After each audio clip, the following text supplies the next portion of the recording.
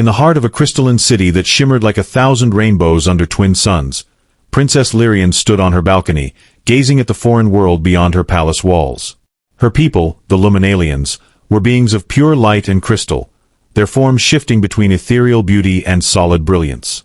For centuries, they had maintained their isolation, believing themselves superior to the lesser-evolved species of the galaxy. The young princess remembered the day everything changed, when her father, King Salvarian, had returned from his diplomatic mission with news that would alter her life forever. She could still see his face, glowing brighter than usual with excitement as he announced his groundbreaking decision. The council chambers had buzzed with shocked whispers when he declared an alliance with Earth, sealed through marriage between his daughter and a human male. Lyrian's delicate crystal fingers tightened around the balcony railing as memories flooded back. She had been raised in luxury, her every need anticipated by servants who moved like liquid light. Her education had prepared her for rulership, but nothing could have prepared her for this. Humans were fascinating creatures, yes, but so fragile. Their bodies were made of soft flesh and brittle bones, their lifespans mere moments compared to her people's centuries-long existence. Her mother's voice echoed in her mind, "A princess must always put her people first." But how could she marry someone whose very presence made her skin prickle with discomfort? Humans emitted strange electromagnetic fields that clashed with her crystalline nature, creating dissonance that felt like static electricity coursing through her being. Every encounter left her feeling violated, as if her perfect structure was being disrupted by an unwelcome force. The royal archives contained extensive studies on humans, their history, culture, biology. Lyrian had devoured these documents, hoping understanding would breed acceptance. Instead, she found herself more disturbed by their violent past, their destructive tendencies, their inability to exist in harmony with their environment. How could her father expect her to bond with such a creature? Yet despite her reservations, duty called. Her people needed this alliance. Earth's resources, particularly its unique mineral compositions, were crucial for maintaining the stability of their crystalline structures. Without them, her kingdom faced gradual deterioration, their brilliant forms dimming over generations. The thought of watching her people fade away filled her with dread, but the prospect of intimate proximity with a human filled her with equal terror. Each night, as the twin moons cast their silvery light across her chamber, Lyrian wrestled with her destiny. Her crystalline form would pulse with anxiety, colors swirling chaotically within her translucent body. She watched the stars through windows that filtered out harmful radiation, wondering about the man chosen for her. What was he like? Would he understand her fear? Could she ever overcome her revulsion enough to fulfill her duty? The palace gardens, usually her sanctuary, now seemed suffocating. The carefully cultivated crystal flowers and luminescent plants reflected her turmoil, their lights flickering in sympathy with her distress. Even her closest confidants avoided her gaze, unsure how to comfort their future queen. They too had heard the stories of human brutality, of wars fought over trivial matters, of environmental destruction on a planetary scale. King Salvarian paced the Grand Council chamber, his crystalline form casting fractured rainbows across the polished floors. The weight of his decision pressed heavily upon him, yet he knew it was necessary. The ancient prophecies spoke of a time when the Luminalians would need to merge with another species to ensure their survival. He had studied Earth's development for decades, watching humanity evolve from primitive tribes to a spacefaring civilization. Their technological advancements, though crude compared to Luminalian standards, showed remarkable potential. The king's own experiences during his diplomatic missions had shaped his perspective. He remembered walking among humans, feeling their warmth and vitality, witnessing their capacity for growth and adaptation. Unlike his crystalline subjects, humans possessed a fluidity of thought and emotion that fascinated him. They created art that evolved with each generation, developed technologies that solved problems in unexpected ways, and formed communities that thrived on diversity. Earth's resources were indeed vital, but Salvarian saw deeper possibilities in this alliance. Human ingenuity combined with Luminalian technology could revolutionize both civilizations. Their biological differences might lead to breakthroughs in energy conversion and matter manipulation. The genetic compatibility studies had shown promising results. Hybrid offspring could potentially inherit the best traits of both species. As he reviewed the profiles of potential suitors, Salvarian considered the broader implications. This marriage wasn't just about securing resources, It was about ensuring his people's evolution. The Luminalians had reached a plateau in their development, their crystalline perfection becoming a limitation rather than an advantage. Human adaptability and creativity could inject new life into their stagnant society. The king's advisors had warned him about the risks: cultural clashes, biological incompatibilities, political unrest. But Salvarian had witnessed something during his visits to Earth that gave him hope. He had seen human scientists working tirelessly to bridge gaps between species, observed their medical professionals developing treatments for alien visitors, watched their diplomats negotiate peace treaties with other worlds. These were qualities worth embracing, even if they came wrapped in imperfect packages. His thoughts turned to his daughter, whose distress he could feel resonating through the palace walls. He understood her fear, shared some of it himself when he first encountered humans. But he also remembered the moment he realized their potential. The day he watched a human child reach out to touch a frightened alien creature, showing compassion despite danger. That simple act had convinced him that humanity held the key to his people's future. Salvarian's crystalline core pulsed with determination as he finalized his choice. The selected human candidate possessed qualities that aligned perfectly with his vision: scientific expertise, cultural sensitivity, and an open-minded approach to interspecies relations. Though the path ahead would be challenging, the king believed this union could usher in a new era of prosperity for both civilizations. The selection process had been exhaustive, involving countless evaluations and simulations. When Dr. Ethan Caldwell received the official communication, he nearly dropped his quantum physics textbook. A respected astrophysicist specializing in xenobiology, Ethan had spent years studying alien civilizations from afar. Never had he imagined being chosen as a diplomatic liaison, let alone a royal consort. Ethan's background made him uniquely qualified for this unprecedented role. Growing up in a multicultural family had taught him to navigate different perspectives, while his scientific training had instilled a deep respect for biological diversity. His research on crystalline structures had caught the Luminalian delegation's attention during an interstellar conference. Yet nothing could have prepared him for the reality of interacting with actual crystalline beings. His first meeting with Princess Lyrian took place in a specially designed chamber that regulated atmospheric conditions and electromagnetic fields. As he entered, he felt an immediate physical reaction, a tingling sensation that made his hair stand on end.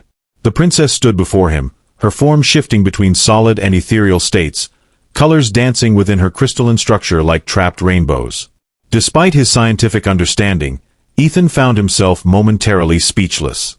Their initial interactions were awkward, to say the least. Lyrian's discomfort was palpable, her crystalline form pulsing with anxious colors. Ethan's attempts at conversation often ended in strained silence or polite but distant responses. He noticed how she flinched slightly whenever he moved too quickly, how her colors darkened when he approached. It broke his heart to see such a magnificent being reduced to visible anxiety by his mere presence. Determined to bridge the gap, Ethan immersed himself in Luminalian culture. He learned their language, studied their customs, and practiced controlling his electromagnetic field to minimize disruption. During their daily meetings, he shared stories of Earth's wonders: the auroras dancing across polar skies, the bioluminescent creatures of deep oceans, the intricate patterns of snowflakes. Slowly, he began to notice subtle changes in Lyrian's responses. The breakthrough came unexpectedly during a demonstration of Earth's music. Ethan had brought a portable sound system, explaining how different cultures expressed emotions through various instruments.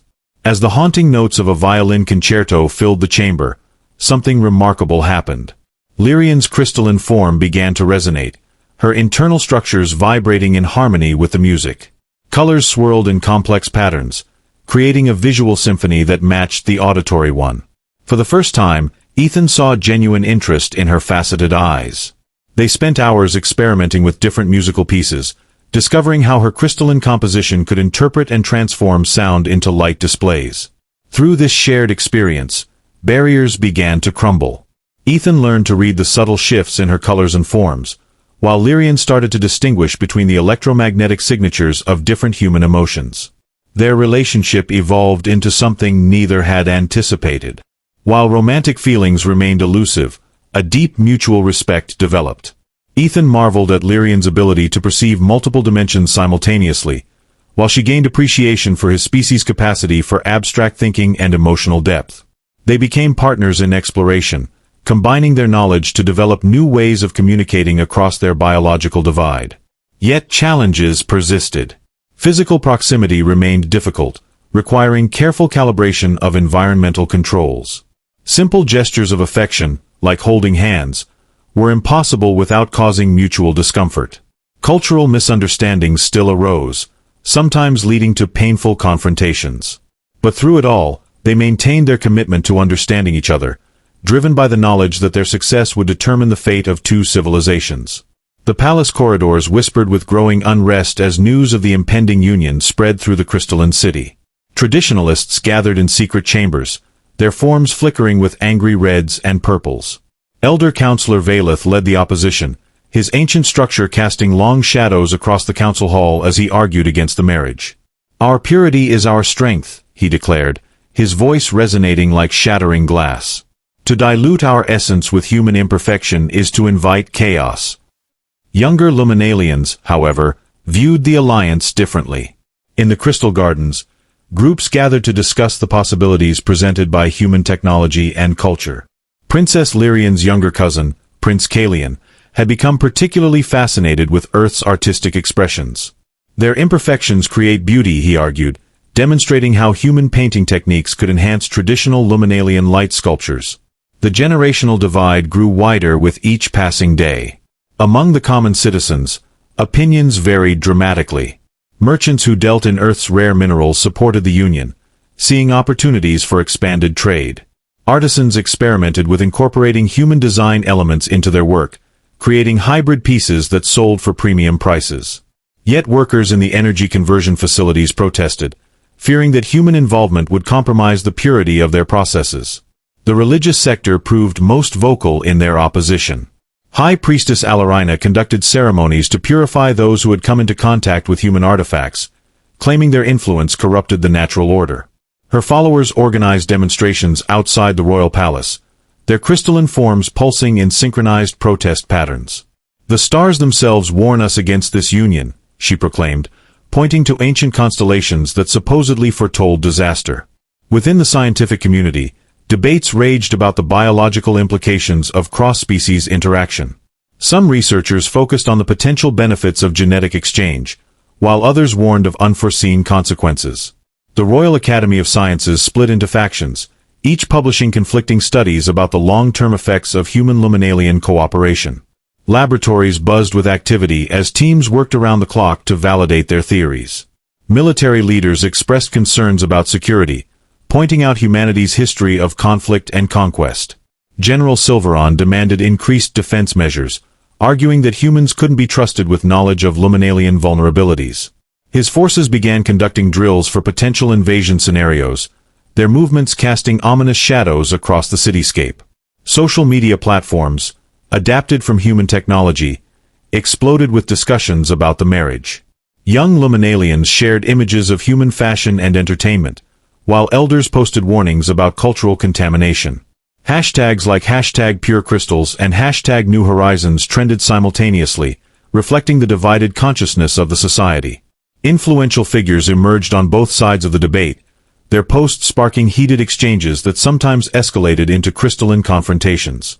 The economic impact became increasingly apparent as markets reacted to the political uncertainty. Prices for Earth-imported materials fluctuated wildly, while investments in joint ventures stalled. Business leaders called for stability, urging the royal family to address public concerns more directly. Yet each official statement seemed to generate more questions than answers, fueling the ongoing controversy. In the midst of this turmoil, underground movements began forming. Some sought to sabotage the alliance through covert operations, while others worked secretly to promote understanding between the species.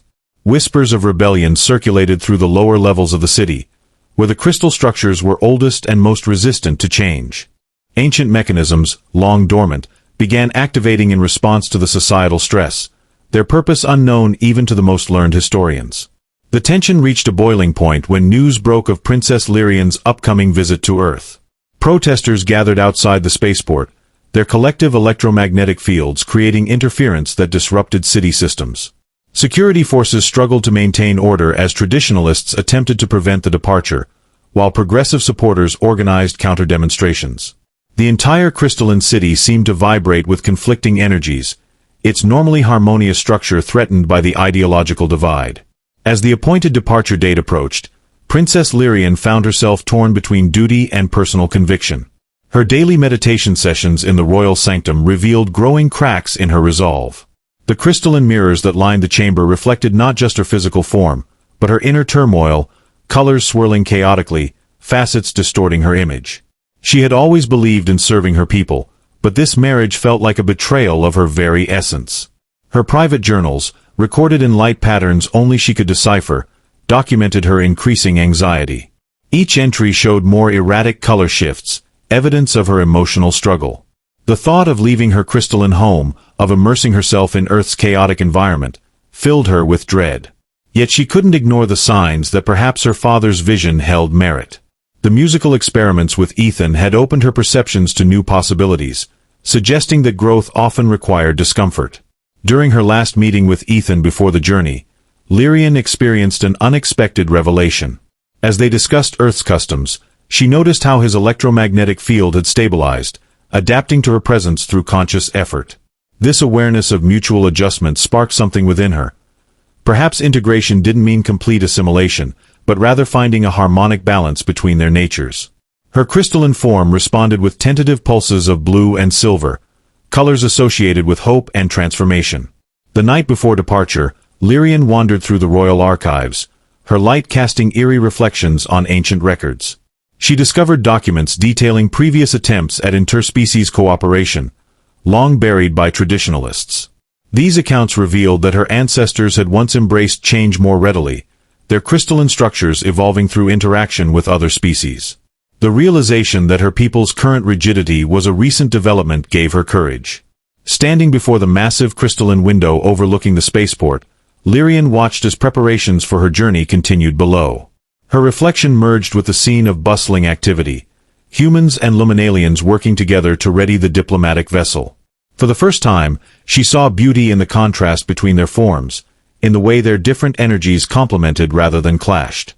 Her crystalline structure responded with a new pattern of light, one she hadn't displayed since childhood, a sign of emerging acceptance.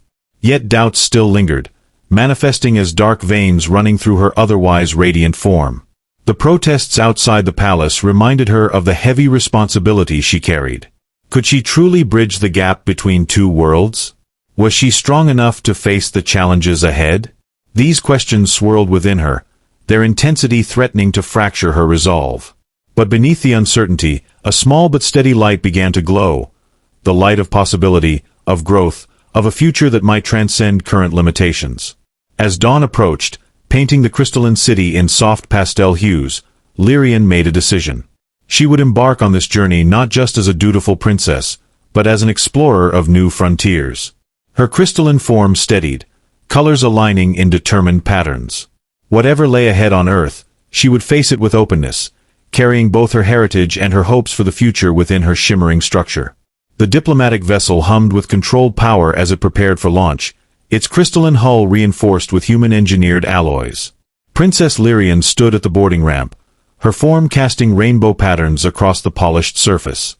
Around her, a mixed crowd of luminalians and humans bustled with final preparations, their contrasting energies creating a tapestry of electromagnetic fields that danced in the morning air. Ethan approached, his presence now familiar enough to trigger only mild discomfort in Lyrian's crystalline structure. He carried a small device that emitted a gentle frequency, carefully calibrated to harmonize with her natural vibrations. "This will help during the journey," he explained, his voice steady despite the weight of the moment. "It's based on the musical frequencies we discovered work well together." Behind them, the royal guard formed a protective circle, their crystalline weapons gleaming with defensive energy.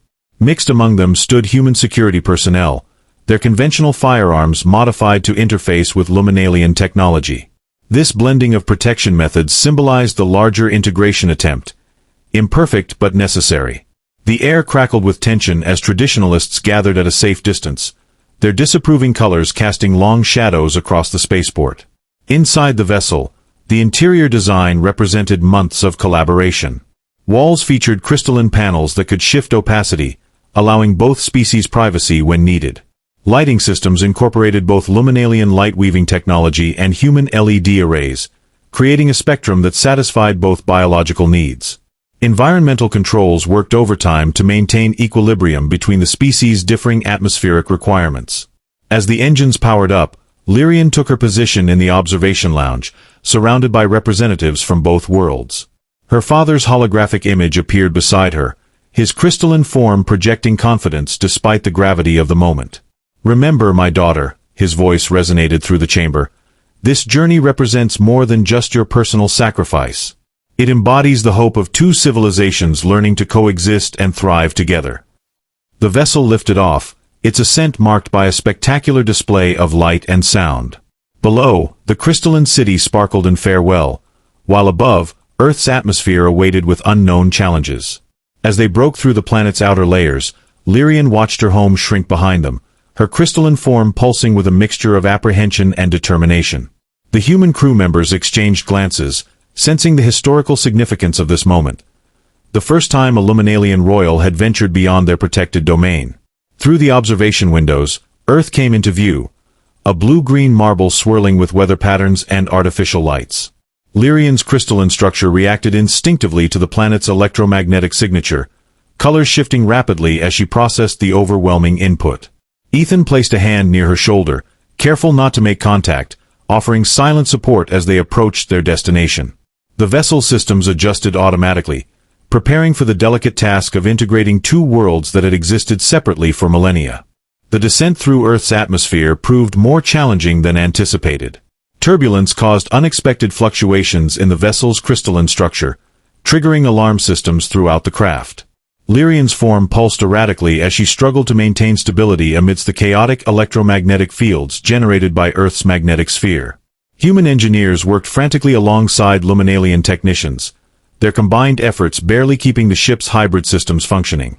Upon landing, the reception committee revealed additional complications. Diplomatic protocols had been meticulously planned, but the reality of mixing two fundamentally different societies created immediate friction. The ceremonial platform, designed to accommodate both species, proved inadequate for Lyrian's crystalline nature. Its metallic surface interfered with her structural integrity, forcing last-minute adjustments that delayed proceedings. Cultural misunderstandings multiplied during the welcome ceremony. Earth's dignitaries offered traditional gifts that, while well-intentioned, proved problematic for Luminalien physiology. The floral arrangements emitted chemical compounds that disrupted crystalline resonance, while the musical accompaniment, meant to honor Lyrian, created dissonant vibrations that caused visible distress. Human attempts at formal greetings, involving physical proximity and handshakes, had to be quickly abandoned as they triggered involuntary defensive responses in the Luminalien delegation. Environmental factors presented another layer of difficulty. Earth's atmospheric composition, while carefully regulated inside the vessel, proved more challenging to manage on the ground. Fluctuating humidity levels and electromagnetic interference from nearby technology created constant stress for the Luminalien visitors. Special containment fields had to be erected around their living quarters, limiting their movement and interaction with human hosts. Communication barriers proved equally challenging. Despite extensive language training, nuances of expression and context often got lost in translation. Human facial expressions and body language held little meaning for Luminaliens, while their crystalline communication patterns, subtle shifts in light and structure, were difficult for humans to interpret accurately. Misunderstandings mounted, each incident adding to the growing tension between the delegations. The situation reached a critical point during the first formal banquet. Traditional Earth cuisine, rich in organic compounds, created hazardous reactions when introduced to Luminalien dining protocols. Several delegates experienced crystalline destabilization after exposure to certain food molecules, requiring emergency stabilization procedures. Meanwhile, human guests struggled with the Luminalien custom of sharing energy patterns through direct resonance, finding the experience physically and emotionally overwhelming. Security arrangements added another layer of complexity. Human protection protocols clashed with Luminalien defensive measures, creating overlapping fields that sometimes canceled each other out. Incidents of unauthorized approach by curious humans triggered automatic defense mechanisms in the Luminalien delegation, leading to several minor diplomatic crises. Each resolution required careful negotiation and recalibration of safety parameters. Logistical challenges extended to transportation and accommodation. Vehicles designed for human use proved incompatible with Luminalian physiological needs, while attempts to modify existing infrastructure often resulted in unintended consequences. Lighting systems that suited one species irritated the other, temperature controls that comforted humans distressed Luminalians, and electromagnetic shielding required constant adjustment to maintain a balance between the two groups' requirements. Despite these obstacles, moments of genuine connection began to emerge. Scientists from both species found common ground in their shared pursuit of knowledge, collaborating on solutions to the practical problems they faced. Medical teams worked together to develop adaptive technologies that helped both humans and Luminalians better tolerate each other's presence. These small victories, though overshadowed by ongoing difficulties, hinted at the possibility of successful integration. The cumulative stress of these challenges weighed heavily on Princess Lyrian. Her crystalline form showed signs of strain, colors fading and structural integrity wavering under the constant pressure of adaptation. Yet she persevered, drawing strength from the growing understanding between her people and their human hosts. Each successful interaction, no matter how small, reinforced her belief in the potential for harmony between their species. As the days passed, the true scope of their undertaking became increasingly apparent. What had seemed like manageable differences in theory proved far more complex in practice. The integration of two civilizations required rethinking fundamental aspects of daily life, from basic social interactions to sophisticated technological systems. Both species faced the daunting task of reinventing their approaches to diplomacy, science, and coexistence, knowing that failure could mean the end of their alliance before it truly began. The unfolding drama between Princess Lyrian and Ethan transcended personal boundaries, revealing profound truths about both their species. Through their struggles, they uncovered hidden capacities for adaptation and understanding that challenged long-held assumptions. Lyrian discovered that her crystalline structure could learn to resonate with human emotions, transforming what had been perceived as disruptive interference into meaningful communication. Ethan, in turn, found that human intuition could interpret the subtle shifts in Lyrian's crystalline patterns, reading emotions and intentions that words alone couldn't convey. Their relationship evolved into a complex dance of mutual discovery.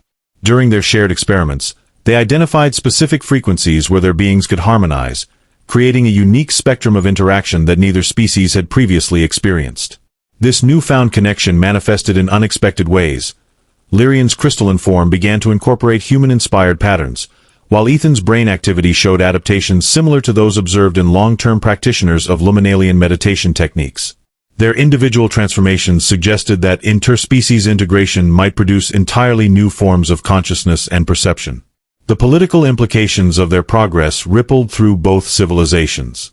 On Luminalia, younger generations embraced the concept of evolutionary change, viewing their crystalline perfection not as a fixed state but as a foundation for growth. Human scientists, inspired by the possibilities of crystalline-human hybridization, accelerated research into bio-crystalline interfaces, opening new frontiers in medicine and technology. Governments on both worlds began restructuring their policies to accommodate this paradigm shift, recognizing that traditional diplomatic frameworks were inadequate for managing such profound integration. Yet beneath these surface developments lay deeper philosophical questions. The very nature of identity came into question as both species grappled with what it meant to maintain their essence while embracing change. Religious institutions on both sides faced crises of faith, forced to reinterpret ancient doctrines in light of new realities. Ethical considerations surrounding genetic modification and cultural preservation sparked intense debates that transcended planetary boundaries. The economic landscape transformed dramatically as industries adapted to serve a dual-species market. New fields emerged at the intersection of crystalline and human needs, creating unprecedented opportunities for innovation. Resource management strategies evolved to account for the symbiotic relationship developing between the two worlds, leading to more sustainable practices that benefited both ecosystems. Perhaps most significantly, the alliance began influencing other interstellar relationships. Neighboring civilizations watched the Luminalian human integration with keen interest, seeing in it a model for resolving long-standing conflicts and fostering cooperation.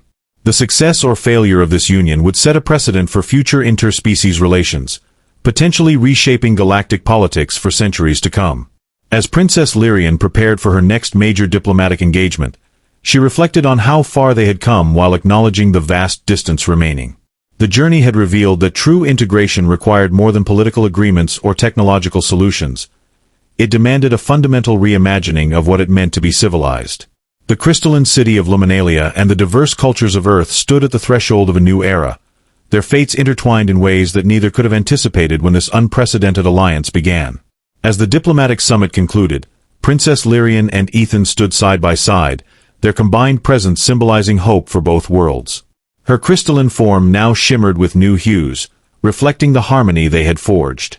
The crowd of humans and Luminalians watched in silence, their shared energy creating a single, unified pulse. For the first time, the barriers between them felt less like walls and more like bridges.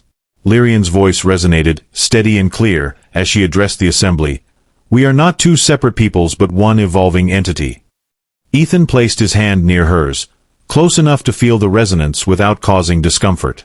Around them, the air seemed to hum with possibility, a testament to their journey. Though challenges remained, the path forward was illuminated by their shared determination. Together, they turned toward the horizon, ready to face whatever lay ahead. And in that moment, the future felt not just possible, but inevitable.